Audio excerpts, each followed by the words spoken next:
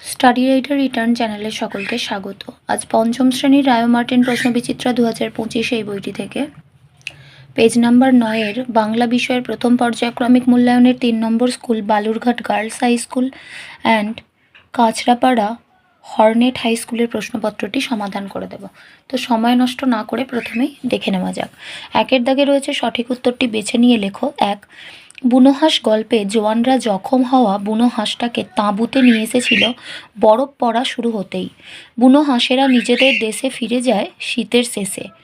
ছেলেবেলা গল্পে দুপুরবেলাটা ছিল বালক সন্ন্যাসীর বিবাগী হওয়ার সময়। এতুয়া মুন্ডার কাহিনী গল্পে ডুলং নদীর আদিবাসী নাম দরঙ্গারা। গল্পপুরো এসেছিল শীতের ভোরে। ঝিমধরা এই মস্ত শহর কাঁপছিল থরথর। ব্যঞ্জন সন্ধি হল স্বর বা ব্যঞ্জনবর্ণের সঙ্গে ব্যঞ্জনবর্ণের মিলন। বিদ্যালয় শব্দটির সন্ধি বিচ্ছেদ হল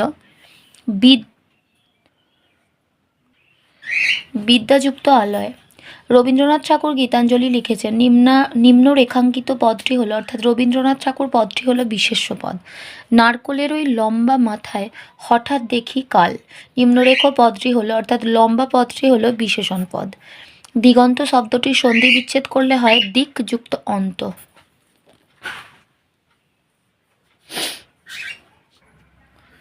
ডুলং নদীর আদিবাসী নাম কি? দরঙ্গারা। ভজনভুক্তা কোথায় গল্প শোনায়? হাটতলায়। দরবার শব্দটির অর্থ লেখো। সভা। হাবু থানায় গিয়েছিল কেন? অভিযোগ জানাতে। যার যত ফরমাস সব তুমি করো, এখানে ফরমাস শব্দটির অর্থ কি? আদেশ। দুঃখে আমি সারা দিন রাত ভগবানকেই ডাকি, এখানে বক্তাকে? হাবু। কি আছে মোর তলপিটায়, এখানে মোর বলতে কাকে বোঝানো হয়েছে? গল্পবুড়োকে। পাখির কাছে ফুলের কাছে কবিতায় কোন গাছের ঝোপের কাছে কাব্যের আসর বসেছিল? রক্তজবা। সমষ্টিবাচক বিশেষ্য কাকে বলে? যে বিশেষ্য পদে সমষ্টি বোঝায় তাকে সমষ্টিবাচক বিশেষ্য বলে, যেমন সভা, দল, মিছিল ইত্যাদি। দুটি অল্পপ্রাণ ধ্বনির উদাহরণ দাও। ক, গ। ভ্রমণ হলো পড়াশোনার অঙ্গ, এখানে ক্রিয়াবাচক বিশেষ্য পদ কোনটি? ভ্রমণ। আজ এই পর্যন্ত। ভিডিওটি ভালো লাগলে অবশ্যই একটা লাইক দিও, আর পড়াশোনা সংক্রান্ত এরকম আরও ভিডিও পেতে আমাদের চ্যানেলটি সাবস্ক্রাইব করে পাশে থাকা বেল আইকনটি প্রেস করো, আর বন্ধুদের সাথে শেয়ার করো।